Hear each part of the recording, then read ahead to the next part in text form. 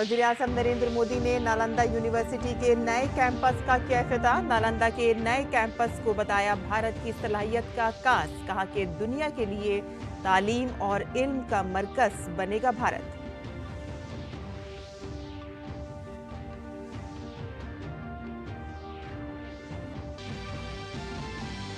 दिल्ली शराब घपले से मुतालिक मनी लॉन्ड्रिंग मामले में राउज एवेन्यू कोर्ट ने दिल्ली के वजीर आला की अदालती तहवील में 3 जुलाई तक की तौसी।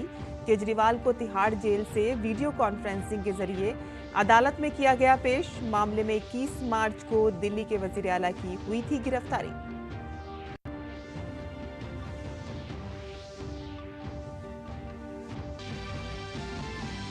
दुनिया भर में आज मनाया जा रहा है स्किल सेल से मुतालिक आगाही का दिन। नायब सदर जमहूरिया जगदीप धनखड़ ने मध्य प्रदेश के डिंडोरी में प्रोग्राम में हुए शरीक। कहा कि आयुष्मान योजना के जरिए से इन बीमारियों का जड़ से करेंगे खात्मा।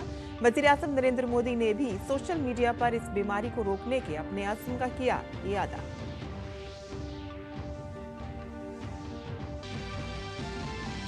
हरियाणा के साबिक वजीर आला बंसी लाल की बहू और साबिक कांग्रेस रहनुमा किरण चौधरी बीजेपी में शामिल। किरण चौधरी की बेटी श्रुति चौधरी ने भी थामा बीजेपी का दामन। कहा कि बीजेपी को हरियाणा में करेंगे मजबूत।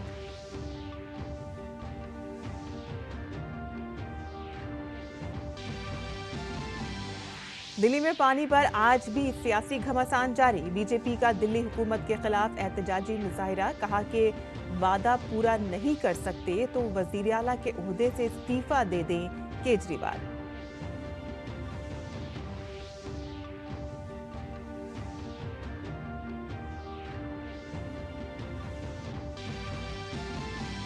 शदीद गर्मी और लू के थपेड़े झेल रहे शुमाली भारत में आज हीट वेव की मार। गुजरात, चेन्नई, मध्य प्रदेश के मुतादिद इलाकों में बारिश की वजह से राहत। आसाम में सैलाब से हालात खराब।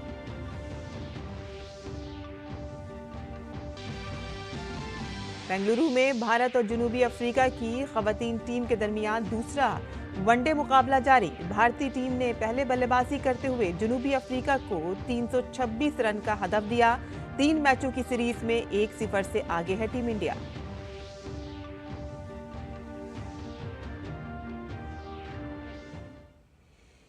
आदाब नाज़रीन, खबरनामे में आपका इस्तकबाल है। मैं हूं साइमा खान। अब खबरें तफसील से।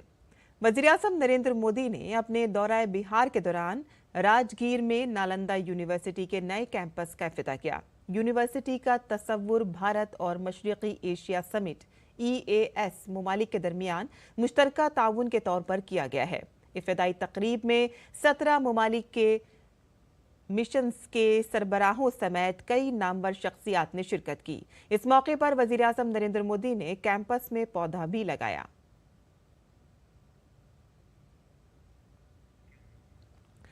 और नालंदा यूनिवर्सिटी के नए कैंपस में 2 एकेडमिक ब्लॉक्स हैं, जिनमें हर एक में 40 क्लासरूम हैं, जिनमें मजमूई तौर पर बैठने की गुंजाइश तकरीबन 1900 है और इसमें 300 नशिस्तों की गुंजाइश के साथ 2 ऑडिटोरियम हैं और साथ ही तकरीबन 550 तलबा की गुंजाइश के साथ तलबा का हॉस्टल है और इसमें बहुत सी दूसरी सहूलियात भी हैं, जिनमें बैनुल अक़वामी मरकज़, 2000 अफराद की गुंजाइश वाला एम्फी थिएटर, फैकल्टी क्लब और स्पोर्ट्स कॉम्प्लेक्स शामिल है। कैंपस एक नेट ज़ीरो ग्रीन कैंपस है। ये सोलर प्लांट, घरेलू और पीने के पानी को साफ करने वाले प्लांट्स, गंदे पानी को दोबारा इस्तेमाल करने के लिए वाटर रिसाइकलिंग प्लांट्स और 100 एकड़ पर मुश्तमिल आबी ज़खायर और बहुत सी दीगर माहौल दोस्त सहूलियात इसमें शामिल हैं। और इस मौके पर वज़ीर-ए-आज़म नरेंद्र मोदी ने कहा कि नालंदा का निशाते सानिया दुनिया को भारत की सलाहियत दिखाएगा। उन्होंने कहा कि नालंदा दिखाएगा कि जो कौमें मजबूत इंसानी अक़दार पर खड़ी हैं, वो कौमें तारीख को जिंदा करके बेहतर मुस्तक़बिल की बुनियाद रखना जानती हैं। नालंदा ये केवल नाम नहीं है। नालंदा एक पहचान है, एक सम्मान है। नालंदा एक मूल्य है, नालंदा एक मंत्र है, गौरव है, गाथा है। नालंदा है उद्घोष इस सत्य का कि आग की लपटों में पुस्तकें भले जल जाएं, लेकिन आग की लपटें ज्ञान को नहीं मिटा सकती।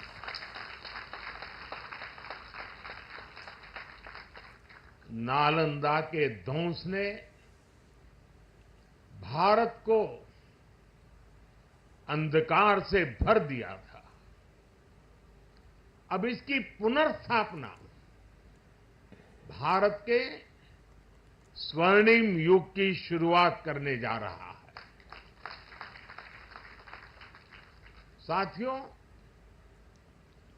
अपने प्राचीन अवशेषों के समीप नालंदा का नवजागरण,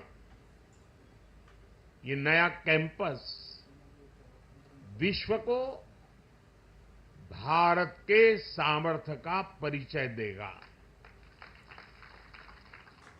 नालंदा बताएगा जो राष्ट्र मजबूत मानवीय मूल्यों पर खड़े होते हैं, वो राष्ट्र इतिहास को पुनर्जीवित करके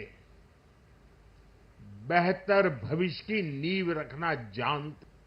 और साथियों, नालंदा केवल भारत के ही अतीत का पुनर्जागरण नहीं है, इसमें विश्व के, एशिया के कितने ही देशों की विरासत जुड़ी हुई है।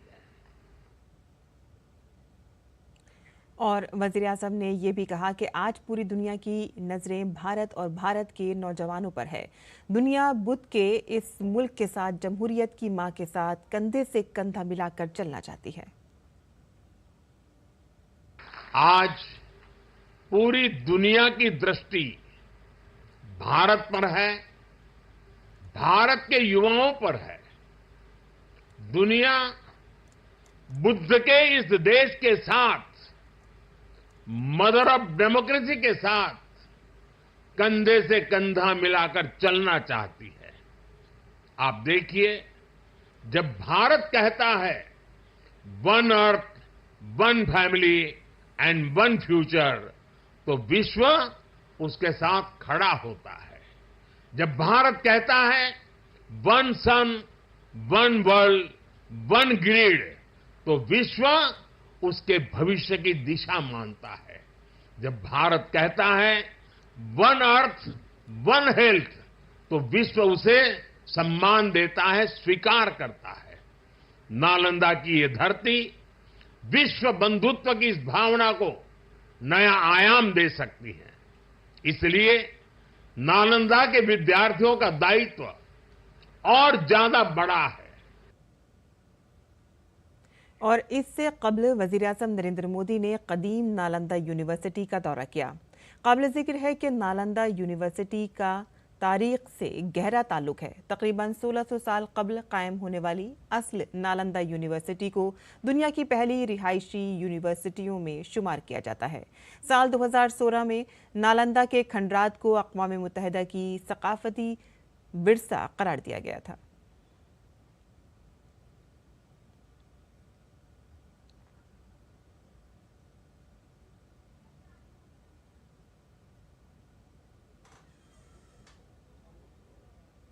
और मुबैना एक्साइज पॉलिसी मामले से मुतालिक मनी लॉन्ड्रिंग मामले में दिल्ली के वज़ीर आला अरविंद केजरीवाल की दरख्वास्त जमानत पर समाअत कल राउज एवेन्यू कोर्ट में जारी रहेगी। केजरीवाल के वकील ने इस तकाजा को गवाहों की साख पर सवाल उठाए हैं। इन्फोर्समेंट डायरेक्टोरेट के वकील ने इन इल्जामात की तरदीद करते हुए कहा है कि गवाहों के बयानात पर जिरा नहीं की जा सकती। ईडी के वकील ने यह भी कहा कि केजरीवाल के वकील अपने दलाइल के जरिए ये साबित नहीं कर पाए हैं कि उनके खिलाफ मनी लॉन्ड्रिंग का मामला कैसे नहीं बनता है। और इससे पहले राउज एवेन्यू कोर्ट ने अरविंद केजरीवाल की अदालती हिरासत में 3 जुलाई तक की तौसीह कर दी है। वजीर आला केजरीवाल को वीडियो कॉन्फ्रेंसिंग के जरिए पेश किया गया था। जम्मू कश्मीर के बारामूला में सिक्योरिटी एहलकारों को बड़ी कामयाबी हासिल हुई है। सिक्योरिटी एहलकारों ने बारामूला के सोपोर थाना के हादीपुरा इलाके में तसादुम के दरमियान 2 दहशतगर्दों को मार गिराया। सलामती एहलकारों ने इलाके को मुहासरे में ले लिया है। मारे गए दहशतगर्दों की अब तक शिनाख्त नहीं हो सकी है।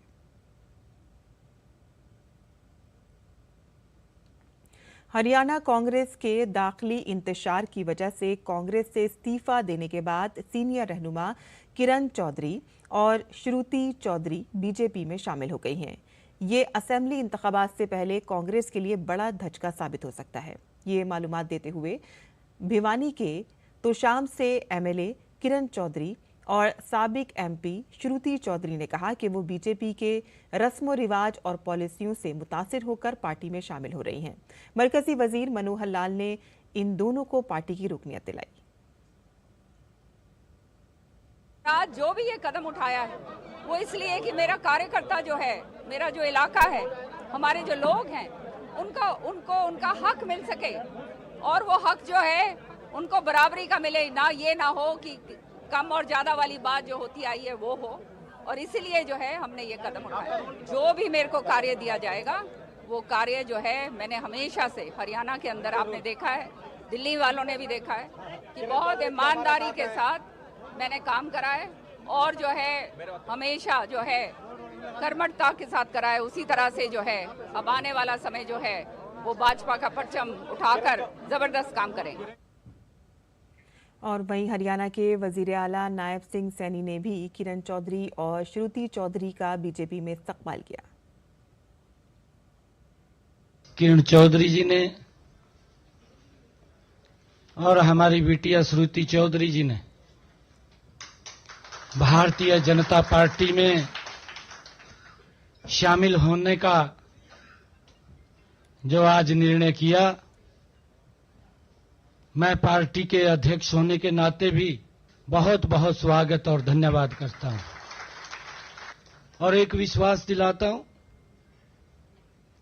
प्रदेश के मुखिया के नाते भी, पार्टी के मुखिया के नाते भी, कि किरण चौधरी जी और श्रुति चौधरी जी भारतीय जनता पार्टी एक परिवार के नाते हम मिलकर के हरियाणा को मजबूत करने के लिए काम करेंगे। और साबिक रुकन पार्लियामेंट श्रुति चौधरी ने कहा कि वो बीजेपी के रस्म रिवाज और पॉलिसियों से मुतासिर होकर पार्टी में शामिल हो रही हैं। हमारे नामानिगार बिक्रमजीत ने उनसे खुसूसी बातचीत की है। श्रुति चौधरी आइए उनसे बात करते हैं। मैडम, भारतीय जनता पार्टी में ज्वाइनिंग पहला दिन, क्या कहेंगे? आज एक जैसे कहते हैं कि लग रहा है कि सही रास्ते पे आ गए, और इसलिए लग रहा है क्योंकि राजनीति, हम इस राजनीति में इसलिए हैं ताकि हम लोगों का काम कर सकें, और जब वो आवाज़ दबाई जाती है तो दुख होता है, क्योंकि हम कोई अपने पर्सनल लाभ के लिए राजनीति नहीं करने आए हैं। चौधरी बंसी लाल का इतिहास, चौधरी सुरेंद्र सिंह जी का इतिहास ये रहा है कि उन्होंने सामान्य विकास 36 बिरादरियों का करा है जब भी उनके हाथ में पावर थी। तो वो ही एक नई ऊर्जा के साथ हम आए हैं ताकि अपने लोगों का काम, जो हमारे साथ जुड़े रहे हैं, जो देश और प्रदेश का जो भला चाहते हैं, उनके साथ हम कदम से कदम मिलाकर भाजपा को अब स्ट्रॉन्ग करें ताकि एक एक नागरिक को खुशी मिले। बंसीलाल जी और भाजपा के कई दिग्गज नेताओं ने साथ में काम किया है, तो इसका लाभ जो है आपको भी मिलेगा जल्दी एडजस्ट होने में, नीतियां समझने में? देखिए, टाइम तो लगता है और अब पूर्ण रूप से मेहनत करेंगे और लोगों के बीच में रहने का काम है, वो करते आए हैं। सवाल मैडम, भाजपा ज्वाइन करने का कारण क्या रहा? कांग्रेस से नाराजगी या भाजपा की नीति? आप सबके सामने राजनीति एक खुली किताब है, सब जानते हैं। ये बार बार चीज़ों को क्या दोहराना। लोगों के बीच में मैं मानती हूँ कि अच्छी बात, साफ सुथरी ईमानदारी की बातें रखनी चाहिए और नकारात्मक जो पॉलिटिक्स है, राजनीति से संबंध नहीं रखना चाहिए। पीछे का रास्ता जो है उस पे अब मैं कोई सोच विचारना मेरा बंद हो गया है। आगे का जो रास्ता है वो खुल चुका है और अब हम सब मिलके भाजपा को और देश और प्रदेश को मजबूत करेंगे। एक आखिरी सवाल, अब क्या दबाव रहेगा विधानसभा चुनाव में बेहतर परफॉर्मेंस करने का? क्या आप एक बड़े नेता के तौर पर? जैसे मैंने कहा कि हम सब मजबूती के लिए अब काम करेंगे इकट्ठे होकर। तो ये थी भाजपा नेता श्रुति चौधरी, जिन्होंने साफ तौर पर भाजपा की नीतियों को अपनाते हुए आज भारतीय जनता पार्टी को ज्वाइन किया। Bikramjit Singh, DD news, Delhi. और आज शाम काबीना की मीटिंग होने वाली है। इस मीटिंग में मुख्तलिफ वजारतों से मुताल्लिक़ कई अहम फैसले लिए जा सकते हैं। पीर 24 जून से शुरू होने वाले पार्लियामेंट के इजलास से पहले ये मुलाकात कई लिहाज से अहम है। 24 जून से शुरू होने वाले पार्लियामेंट के इस खुसूसी इजलास में हुकूमत की हिकमत अमली क्या होगी और इस पर भी इस इजलास में गौर किया जा सकता है। और इसके साथ ही हुकूमत किसानों के मफाद में कुछ और अहम फैसले भी ले सकती है। दिल्ली के हर इलाके में पानी की किल्लत का सामना है। हर खासवाम पानी की कमी से परेशान है। मशरक़ी दिल्ली के कई कॉलोनियों को 2-3 दिन से पानी नहीं मिल रहा है। विनोद नगर, मंडावली, गणेश नगर समेत कई इलाकों में पानी के लिए लोग तरस रहे हैं। गोल मार्केट, बंगाली मार्केट, तिलक मार्ग, parliament house, supreme court, high court और जजों के बंगलों में भी पानी की सप्लाई कम हो गई है। RML, कलावती और लेडी हार्डिंग जैसे अस्पतालों को भी पानी की कमी का सामना करना पड़ रहा है। पानी के इस बहरान को लेकर बीजेपी दिल्ली में मुसलसल एहतजाज कर रही है और आज भी बीजेपी के मेंबरान पार्लियामेंट ने केजरीवाल हुकूमत को घेरा है।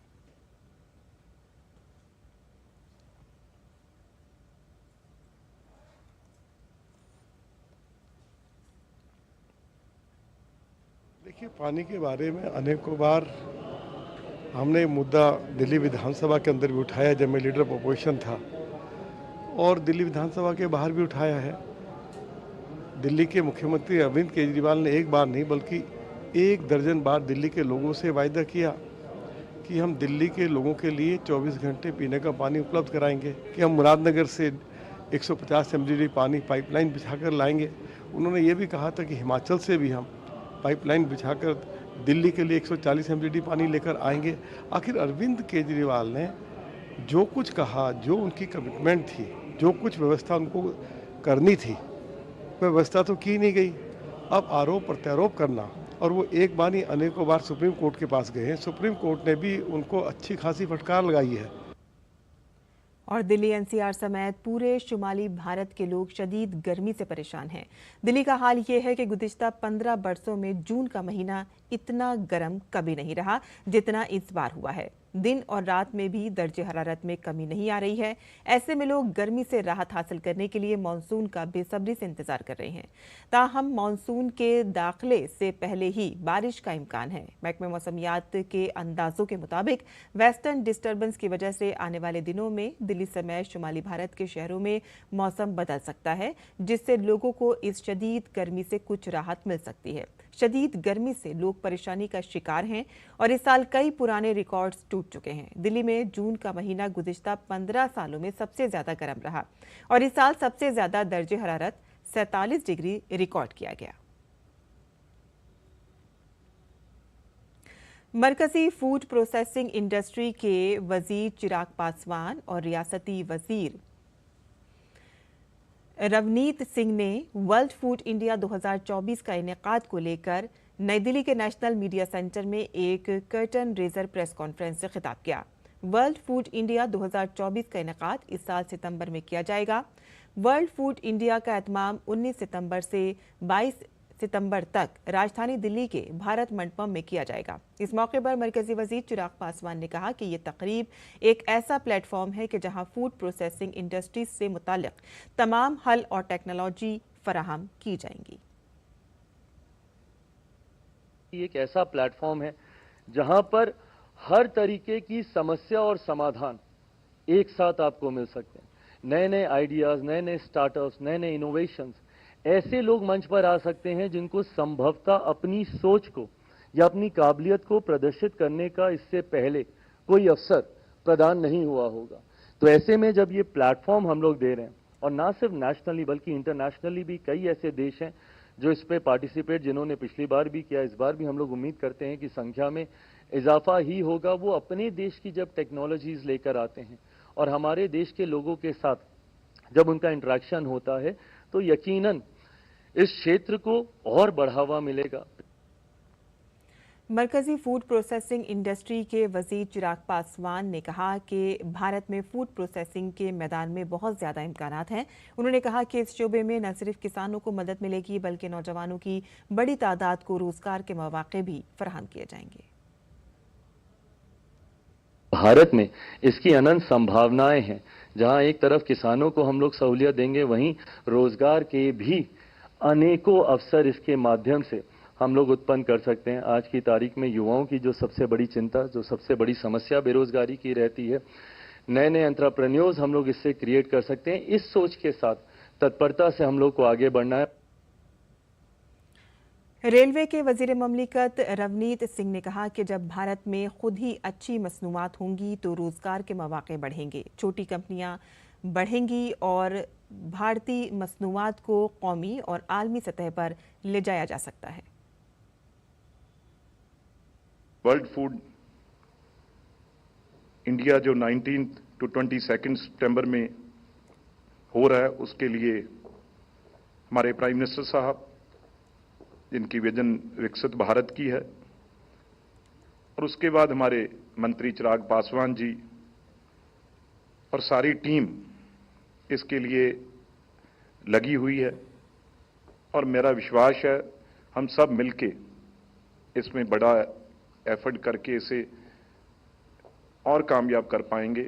अच्छी चीज अगर हमारी मार्केट में यहां से बन के जाएगी तो बाहर से चीजें अपने आप जो है वो कम हो जाएंगी। छोटे यूनिट्स हैं जो, उनका अगर ये चीजें आके मार्केट में बिकेंगी तो हमारी कोशिश होगी इसमें वर्ल्ड फूड इंडिया है, इससे हम अपने प्रोडक्ट्स को, अपने लोगों को इंटरनेशनल लेवल पे हम उनको दिखा सके।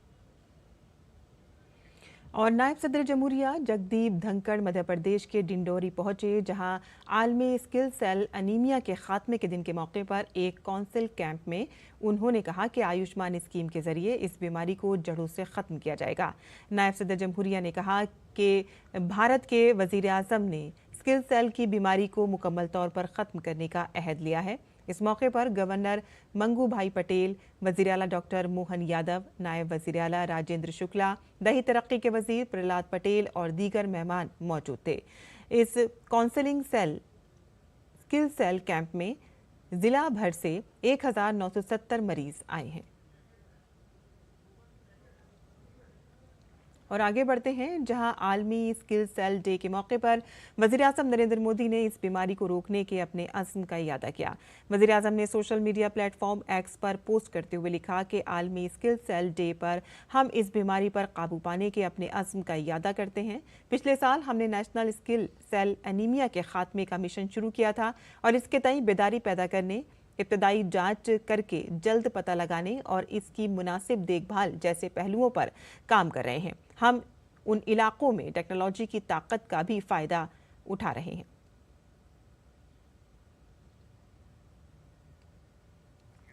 और इस बार मुंबई इंटरनेशनल फिल्म फेस्टिवल का जोश कई बड़े शहरों में देखा जा रहा है और इसी सिलसिले में दिल्ली के श्री फूड ऑडिटोरियम में भी एक शानदार तकरीम का एहतमाम किया गया। इस तकरीम का मकसद दस्तावेजी फिल्मों, मुख्तसर कहानियों और एनिमेशन फिल्मों को एक बड़ा प्लेटफॉर्म फराहम करना है। पेश है हमारी ये खास रिपोर्ट।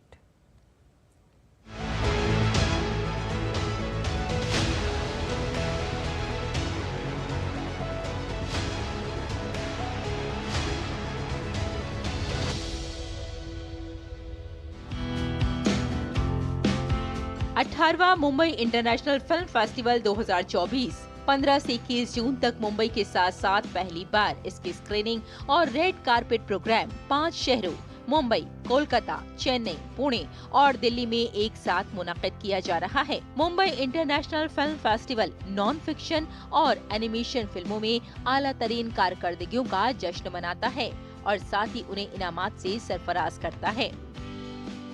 बहुत पॉजिटिव है, लोग देख के सीख रहे हैं कि क्या नया ग्राफिक्स में उनको चेंजेस मिल रहे हैं, साउंड्स में, डायरेक्टिंग फील्ड में उनको कैसे वो करना है, डॉक्यूमेंट्रीज में, फिक्शंस में, तो काफ़ी अच्छा रिस्पांस सुनने को मिला हमें जैसे क्राउड से और यंग क्राउड से बेसिकली मैं ज़्यादा बोलूँगी। They enjoyed a lot after documentary, seeing the documentary, तो इट वाज गुड। बैनुल-अक़वामी फिल्म प्रोड्यूसर्स और भारत के फिल्म प्रोड्यूसर्स को इसमें हिस्सा लेने के लिए मदऊ करता है। मैं मुंबई इंटरनेशनल फिल्म फेस्टिवल में देखने आया था डॉक्यूमेंट्री, जो कि अलग अलग जगह की है। और यहाँ पे ना आज मैं हिमाचल के बारे में देख रहा था कि कैसे लोग उतने सारे ये बर्फ़बारी होती है तो वहाँ पे कैसे लोग एक दूसरे को एक्सप्लेन करते, कैसे उन लोगों का रहन सहन होता है और कैसे वो सरवाइव करते हैं। दिल्ली के श्री फोर्ड ऑडिटोरियम में लगातार फिल्मों की स्क्रीनिंग जारी है और दिल्ली वाले श्री फोर्ड ऑडिटोरियम में दुनिया की बेहतरीन डॉक्यूमेंट्रीज का लुत्फ उठा रहे हैं। मुंबई इंटरनेशनल फिल्म फेस्टिवल में 61 जबानों में 314 फिल्में, 8 world premiere, 5 international premiere, 18 Asia premiere और 21 भारत प्रीमियर, साथ ही 60 देश फिल्मों और कई प्रोग्रामों के जरिए इसमें हिस्सा ले रहे हैं। इस साल पहली बार डॉक्यूमेंट्री फिल्म बाजार की भी शुरुआत हुई। डॉक्यूमेंट्री फिल्म बाजार का इनेकाद पहली बार किया जा रहा है, जिसका मकसद फिल्म प्रोड्यूसर्स को अपनी स्कीमों के लिए खरीदार और साथ में स्पॉन्सर्स को तलाश करने के लिए एक प्लेटफॉर्म दिया जा रहा है। साथ ही और आगे बढ़ते हैं, जहां भारतीय खवातीन क्रिकेट टीम ने जनूबी अफ्रीका की खवातीन क्रिकेट टीम के दरमियान दूसरा वनडे मुकाबला जारी है। जनूबी अफ्रीका ने टॉस जीतकर पहले गेंदबाजी करने का फैसला किया। भारतीय टीम ने पहले बल्लेबाजी करते हुए 3 विकेट के नुकसान पर 325 रन बनाए और जनूबी अफ्रीका को 326 रन का हदफ दिया। तो वहीं हदफ का पीछा करने उतरी जनूबी अफ्रीका की टीम ने ताज़ा तरीन इत्तलात के मुताबिक 1 विकेट के नुकसान पर 44 रन बना लिए हैं। वहीं आईसीसी T20 वर्ल्ड कप 2024 में आज से सुपर 8 मुकाबले शुरू हो रहे हैं। पहला मैच जनूबी अफ्रीका और पहली बार वर्ल्ड कप खेल रही अमेरिका के दरमियान खेला जाएगा। अमेरिका T20 वर्ल्ड कप खेलते हुए पहली बार सुपर 8 मरहले में पहुंचा है। अमेरिकी टीम ने पाकिस्तान और कनाडा को शिकस्त दी है। और इसी के साथ ही हमारा खबरनामा यही खत्म होता है। हमारी पूरी टीम को दें इजाज़त। आदाब।